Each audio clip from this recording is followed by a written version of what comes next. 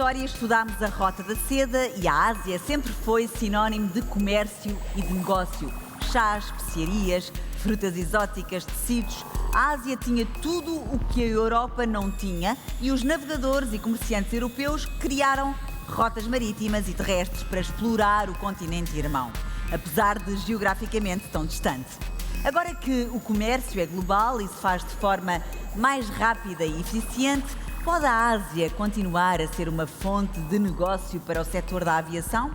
Agora que não se troca seda, mas sim experiências turísticas, será que os cidadãos europeus, africanos e americanos procuram na imensidão da oferta turística, paisagística e cultural asiática uma nova fonte de aventuras? Se em vez de navegantes e comerciantes temos turistas a procurar caminhos para o Oriente, não será a aviação o meio perfeito para os levar? E não será este um potenciador económico para o setor? A questão é, se fosse hoje Marco Polo, viajaria em classe económica ou executiva? Passo a palavra ao Country Manager Ásia Central da IATA, Sergejs Balonuškovs, que não está aqui presencialmente, está connosco de forma remota e a quem pergunto se disse bem o apelido. Balonuškovs.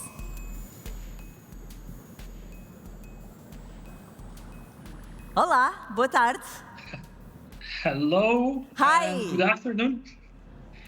Do you hear me? Do you see me well? Yeah, yes. Are you okay?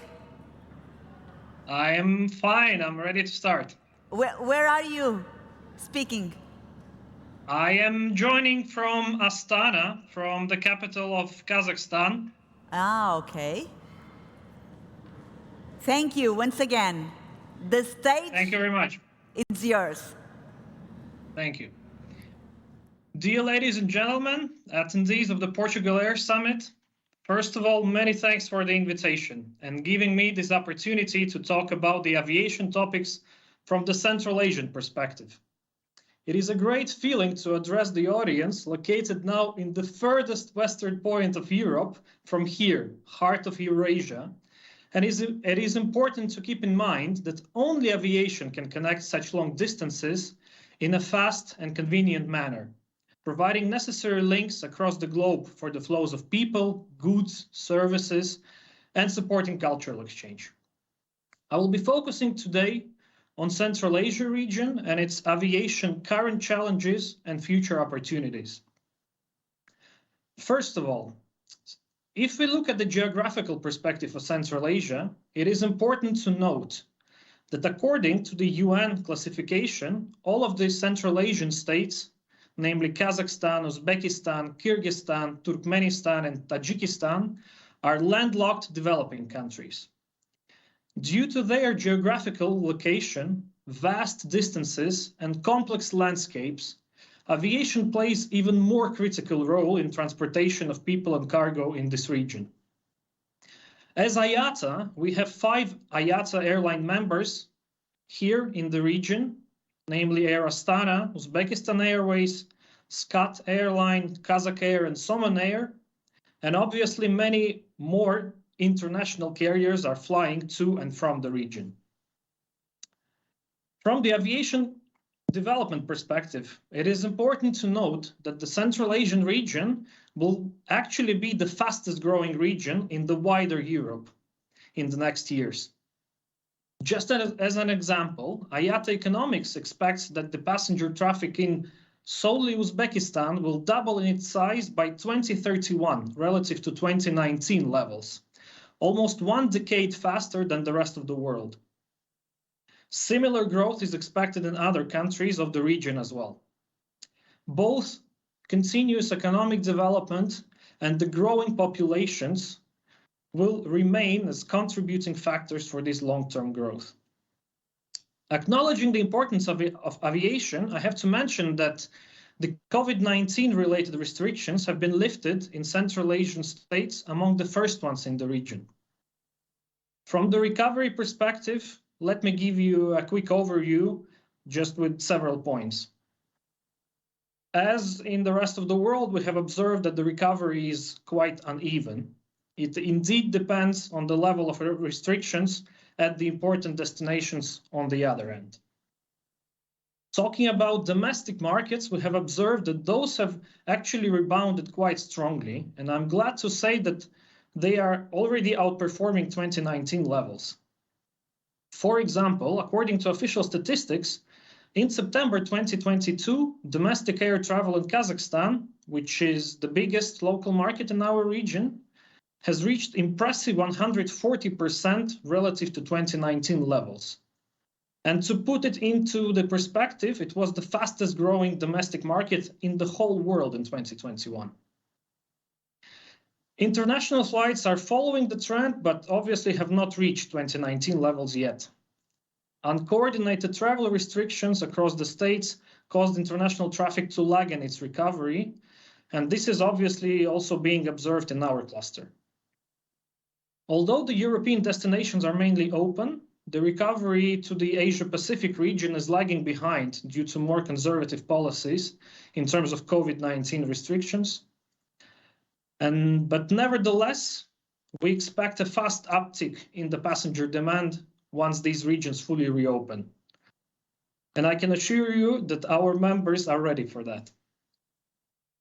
Increasing costs are a key industry challenge this year and will remain so in the nearest future. First of all, we obviously observe double-digit inflation rates across the countries here. Secondly, the increasing jet fuel prices will remain the single biggest cost for the airlines. On top of that, labor costs, infrastructure, interest rate hikes, and are all among the factors that will continue to add pressure both on the profit margins of airlines and aviation stakeholders, and therefore airfare ticket prices. So what are the priorities going forward for this region and how they can be compared to the rest of the European region? Air traffic, both from passenger and cargo perspective, will continue to grow in the long run, and even more so in Central Asia. Therefore, the demand for skilled labor will continue to remain an important issue for the aviation leaders and the whole supply chain. Even despite the recent pandemic, geopolitical and economic hurdles, air travel is still expected to double in the next 2 decades. And as we forecast, the Central Asian region will experience even higher growth rates. If we look at the global numbers, it is forecasted that a global requirement will amount to more than 250,000 new airline pilots over the next 10 years, for a total of 440,000 by 2027. Again, here in our region, we need to look both from providing qualitative education, and secondly, obviously, from the perspective of our path on gender balance and inclusiveness. Infrastructure and related costs. Infrastructure development built at the right time and at the right costs remains a central point for aviation growth. And it relates both to the ground infrastructure and ANSP procedures. From our perspective, performance-based navigation is now being rolled across the region is one of the concrete examples.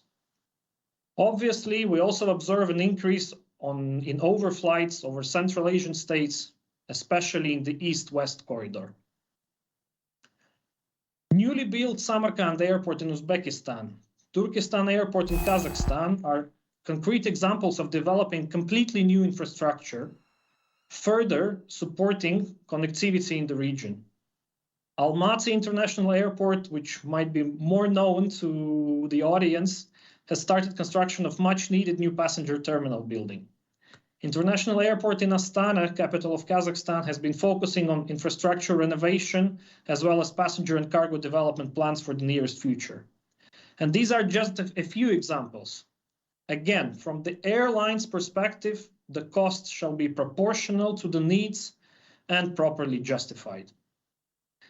As IATA, we are constantly focused on developing and upgrading the distribution systems, like the introduction of IATA EasyPay payment solution for agents. It was introduced in the BSP Kazakhstan market in 2022 after several interactions with the national authorities to allow its use. Obviously, trend of digitalization will continue. We're moving forward to digital and seamless experience. Again, as an example, traveling on domestic routes in Kazakhstan is possible just with the digital ID issued by the e-government portal. As IATA, we will continue support and continue to promote digitalization of processes because they bring significant improvements to operational efficiencies and passenger experience. With the right investment and political support, it is achievable, although digitalization in itself is a never-ending process. In relation to cargo, obviously I have to mention that part as well. As we all have observed, air cargo was a lifeline for airlines during the COVID times. The industry shall continue to promote air cargo-related efficient processes in the future. Again, as a concrete example, Uzbekistan is working on introduction of e-freight to enable digital documents and more efficient processes. Air cargo is becoming more and more attractive in relative terms to maritime and ground means of transportation, especially in current conditions of logistical bottlenecks. Growth of e-commerce, both in the region and globally, will continue to remain a significant booster in this sphere. Talking from the legislative perspective, smarter regulation. The essence is that any legislative initiatives affecting airlines and aviation community as a whole shall be consulted broadly with industry stakeholders. It shall be focused to deliver clearly defined, measurable policy objectives in the least burdensome way. In that sense, more involvement of the governmental agencies is always appreciated and adds transparency to the legislative processes. As a particular element of the legislative initiative, we as IATA and our members here in Central Asia will be supporting the concrete legislative initiative, which is the creation and regular update of the all-encompassing aviation strategy for a country. This shall be a broad, comprehensive document which shall include strategic vision of the country in terms of aviation development.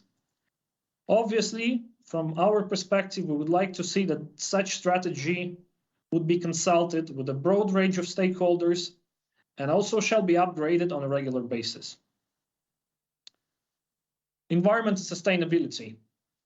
Our industry's global target is, as you have already heard, to be net zero until 2050, and all appropriate actions shall be taken in that front. From the regional perspective, Kazakhstan, although being the landlocked developing country, has volunteered to join CORSIA, and we will continue to encourage all our other states in the region to join this ICAO scheme. Although the short-term target for us is to work on reliability of conventional fuel supplies in the region, our members will be focusing more and more on the sustainable aviation fuel consumption as well.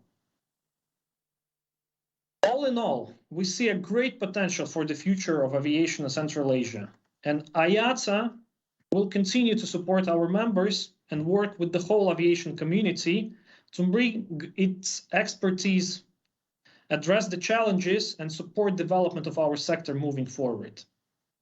This is exactly where European and particular even Portuguese knowledge, skills, know-how of the processes, new technologies, investments, and partnership can play an important role. The EU's enhanced partnership and cooperation agreement with Central Asian states can serve as a valuable basis for these multilateral interactions. Thank you for your attention. Obrigado. E do meu lado, sempre bem-vindo à Ásia Central.